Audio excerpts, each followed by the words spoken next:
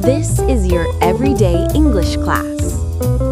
Hello, everyone, and welcome to English Every Day. My name is Emily, and I'm really happy you're here with us today. I know many of you listen while drinking your morning coffee, walking to work, or even relaxing before bed. And that makes this class feel even more special. And my name is Paul. It's great to have you here. This podcast will help you practice your English in a fun, natural, and very real way. Our goal is simple. We want you to improve your listening skills without stress, without pressure, and without feeling like you're stuck in a grammar book all day. Because, let's be honest, nobody enjoys that. Today, we're talking about office and workplace English, a topic that so many learners struggle with. Many people think learning English is only about grammar rules or long vocabulary lists, but the truth is very different. Real English happens in real-life situations, like talking to your coworker, joining a meeting, asking your manager for feedback, or trying to understand what someone said during a busy morning. That's right. And let's be honest for a moment. Sometimes these situations can feel a little scary. Maybe you think, what if I say something wrong in front of my boss? Or what if I don't understand my coworker during a meeting? We completely understand that feeling. We've all been there. Even native speakers get nervous sometimes. But here's the good news. You don't need to be perfect. You're not trying to win an award for best grammar. You only need short, clear sentences, the kind of sentences that people use every day in real workplaces. And in this episode, you're going to learn many of them. You'll also hear a conversation between Emily, who is new in the office, and Paul, who has a bit more experience. They will talk about daily routines, meetings, tasks, deadlines, workplace communication, and even something very important, work-life balance.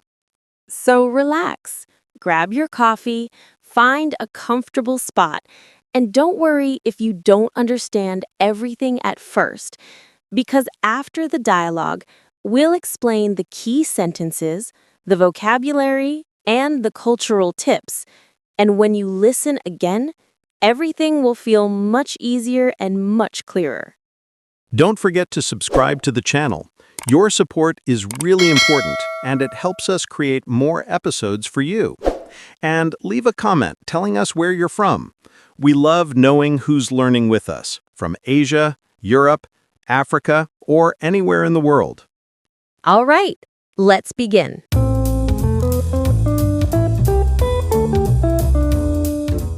Hi, Paul. Can I ask you something? This is my first week, and I'm still not sure how to follow the daily routine here.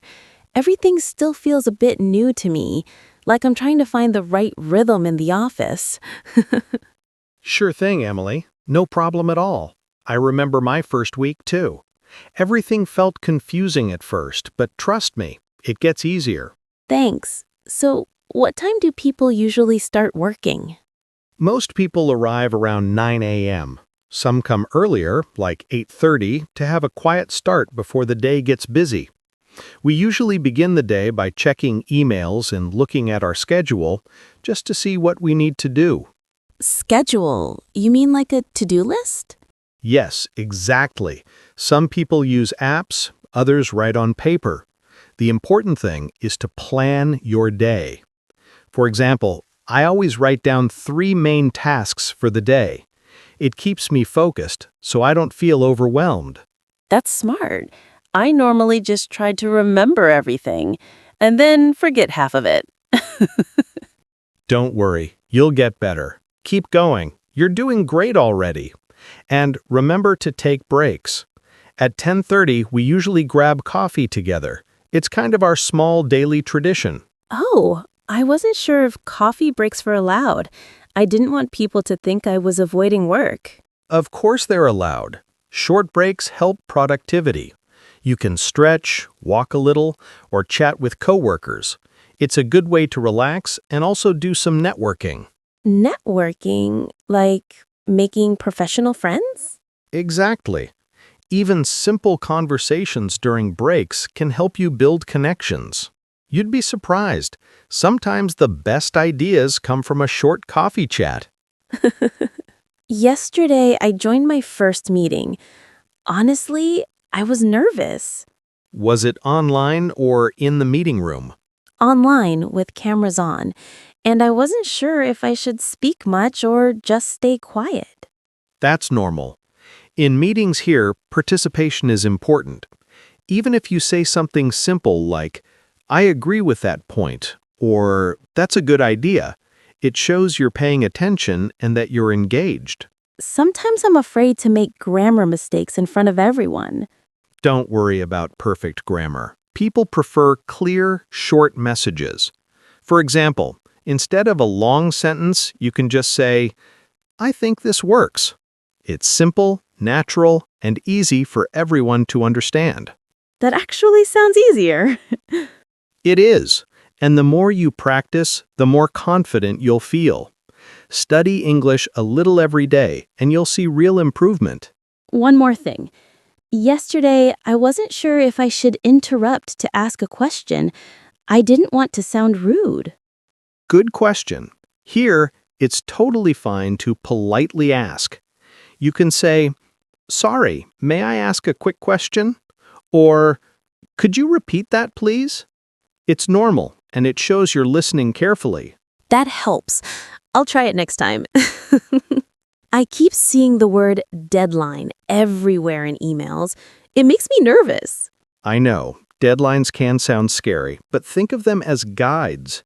They help you manage your time and understand what's important. Yesterday, I tried to do 5 tasks at once, and I finished none. That happens to all of us. Here's what I do. In the morning, I list my tasks, then I put the urgent ones first. If something is due today, I work on that before checking less important emails. Makes sense. Do you use an app for that? Yes, I use Trello, but even a notebook works. The key is to see your tasks clearly so your mind doesn't feel cluttered.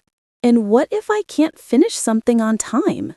Always communicate. You can say, I need more time for this report. Can we adjust the deadline? Managers prefer honesty over silence. That's good advice. In my old job, people hid problems until it was too late. Here, we try to be open. Remember, you're part of a team. Asking for help is not weakness. It's smart.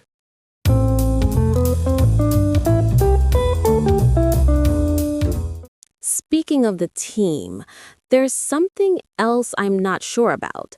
Sometimes I don't know how to talk to the manager. Should I be very formal?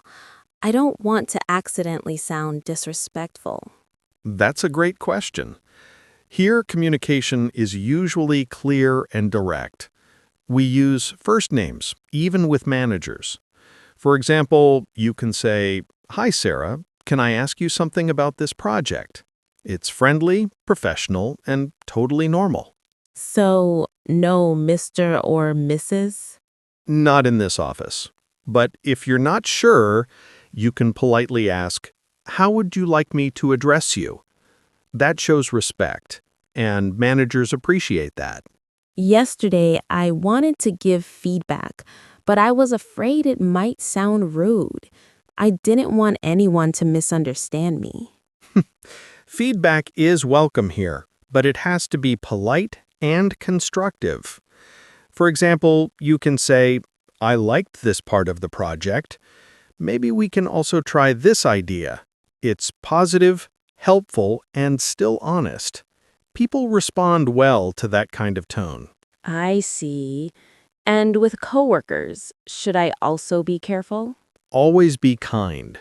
Even small words like thanks so much or good job help build a positive atmosphere. You'd be surprised how far simple kindness can go. A few words can really brighten someone's day. That's good. I'll start saying those more often. Paul, one last question. How do people here manage work and personal life? I feel like some offices expect people to stay late every day. That's a very important point.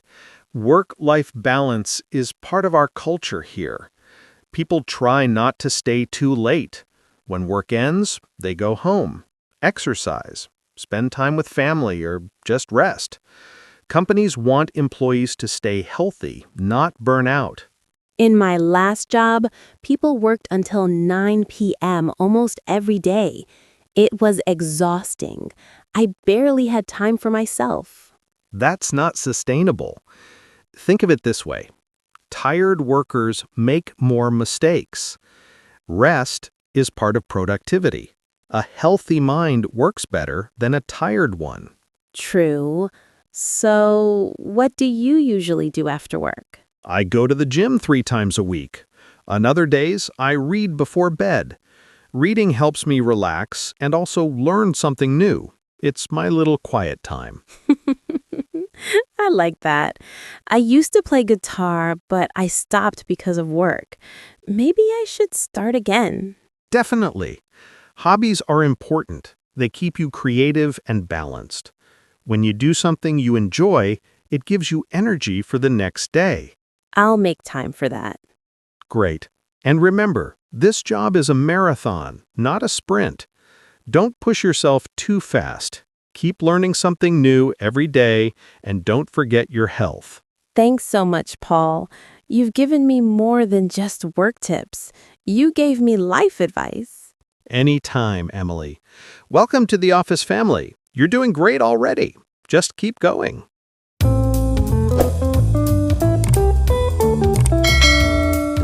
Hello, friends. Now that you've heard the conversation between me and Paul, let's slow down a little and look at it step by step. We're going to check some important sentences, explain why they're useful, and also give you examples so you can practice them yourself at home. That's right. And don't worry if you didn't understand everything in the dialogue. Listening is just like exercise. The more you repeat, the stronger you get. The more you practice, the more natural it feels. So keep going. You're doing great already. One of the first phrases I used was, I'm still new here, and I want to understand how things really work in this office. This is a great way to show openness when you're new at work. It's friendly, honest, and it tells people that you are willing to learn. You can also say, I want to learn how things are done here. Both are very natural. And I answered with, "Sure thing, Emily, no problem at all." This is a warm, friendly way to agree. Instead of saying a simple yes, this sounds more natural, like real everyday English. Other options could be of course or absolutely. They all sound friendly and relaxed. Another key phrase was, deadlines are important, but don't panic. This is Paul giving advice. It means deadlines guide us, but we shouldn't be afraid of them. They're not there to scare you. They simply help you organize your time. And then Emily said, "Yesterday I tried to do 5 tasks at once, and I finished none." This is very natural English. People really talk like this at work. Notice how she used at once. You can also say, I tried to do everything at the same time. Both sound natural. Emily also used a very useful phrase. If you need more time for this report, can we adjust the deadline? This is polite and professional. Instead of saying, I can't do it, which sounds negative, you're asking for an adjustment. It shows responsibility and honesty. Then Emily shared something from her past experience. In my old job, people hid problems until it was too late. This is a great example of comparing past experiences. You can also say, in my old school, or in my last class, or anything similar. These structures help you tell stories naturally. Another very helpful phrase was, how would you like me to address you? This is excellent when you're not sure if you should say Mr., Mrs., or just the first name. It shows respect and helps you avoid misunderstandings. And I replied with a cultural detail. In this office, we usually use first names, even with managers. This is important because workplace culture changes from country to country, even from company to company. When in doubt, always ask politely. Finally, Paul said, "This job is a marathon, not a sprint." This is a metaphor. It means you should work steadily, not too fast, and keep balance. You don't have to rush. You just need to be consistent. And Emily reacted with, "You've given me more than just work tips. You gave me life advice." That's a beautiful phrase. It shows gratitude, and you can use it in many situations, with mentors, teachers, even friends.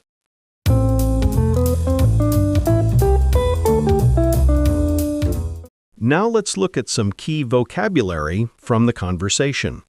First word, deadline. A deadline is the last day or the last moment to finish a task. For example, the deadline for this report is Friday. If the deadline is flexible, you can simply say, there's no strict time limit. Next word, meeting. A meeting is when people come together to talk about work. It can be face-to-face or online. For example, we have a meeting at 2 p.m. And if it's online, you can say, we have a Zoom meeting. Another word is coworker. A coworker is someone you work with. For example, my coworker helped me with the project. The opposite would be stranger. Then we have office supplies. These are materials like pens, notebooks, staplers, and paper. For example, I need some office supplies from the storage room. Another useful word is schedule. A schedule is your plan of tasks or events. For example, my schedule is full today. The opposite could be free time. Next word, report. A report is a document that gives information, usually written for managers. For example, I'll send the report by email. And finally, overtime. Overtime means working extra hours beyond the usual schedule. For example, we had to work overtime to finish the project. People don't love overtime unless there's free pizza.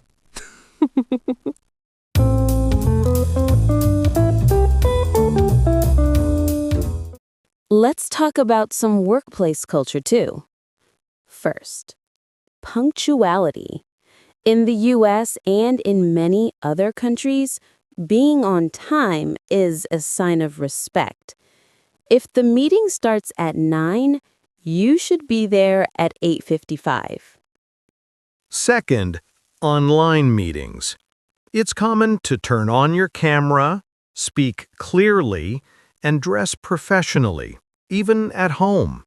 It shows respect for the team. Third, direct communication. Americans often say things in a simple, clear way.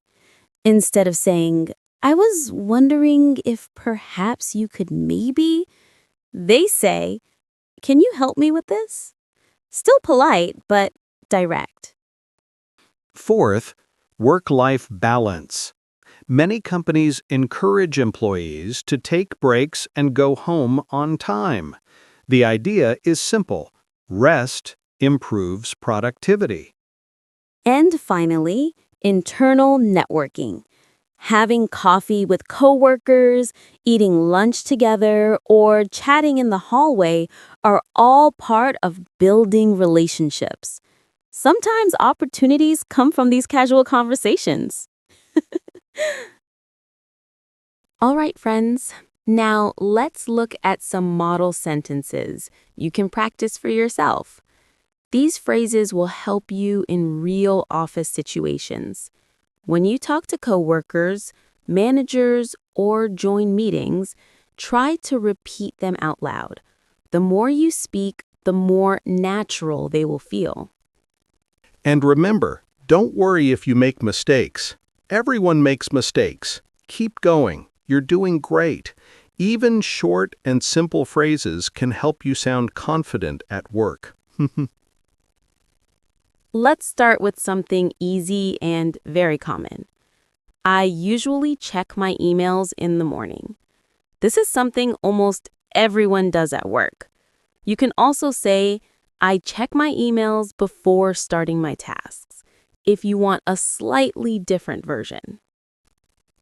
Another sentence you can use is, my schedule starts at 9 a.m. and ends at 5 p.m. If you forget the word schedule, don't worry. You can simply say, I start at 9 and finish at 5. It's short, it's clear, and it works perfectly. When you don't understand something, use this sentence. Can you repeat that, please? It's polite and very natural. If you want something even shorter, you can say, sorry, could you say that again? People use both all the time. And if you want to agree during a meeting, you can say, I agree with that point, or, yes, that sounds good. If you're nervous, keep it simple. Sometimes even a small, I understand, can show that you're following the discussion. Next, let's talk about deadlines. The deadline for this report is Friday. This is a typical office sentence. Another option is, can we extend the deadline? And if you forget the word deadline, you can still communicate clearly by saying, can I have more time for this task? People will understand you. Here's another useful one. Can I have feedback on this project? Or you can ask, what do you recommend for the next step?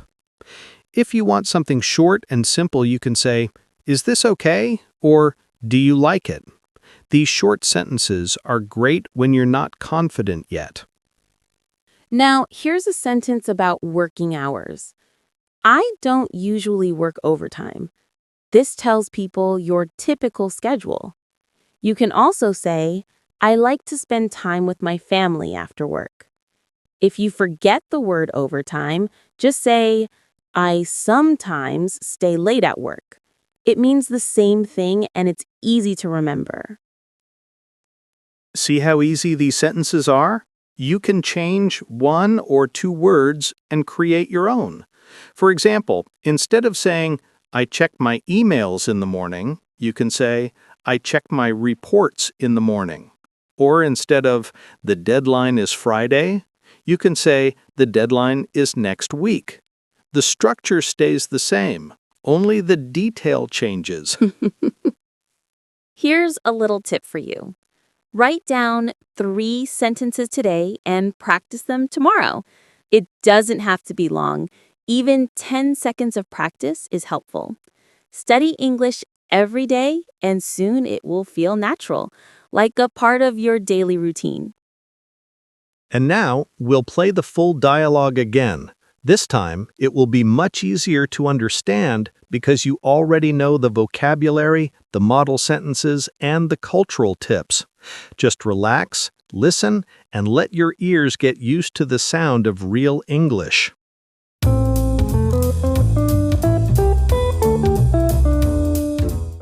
Today, we learned so much together. We talked about the daily routine in an office, how to participate in meetings, how to handle tasks and deadlines, how to communicate clearly, and even how to keep a healthy balance between work and personal life. That's a lot of useful English for one episode.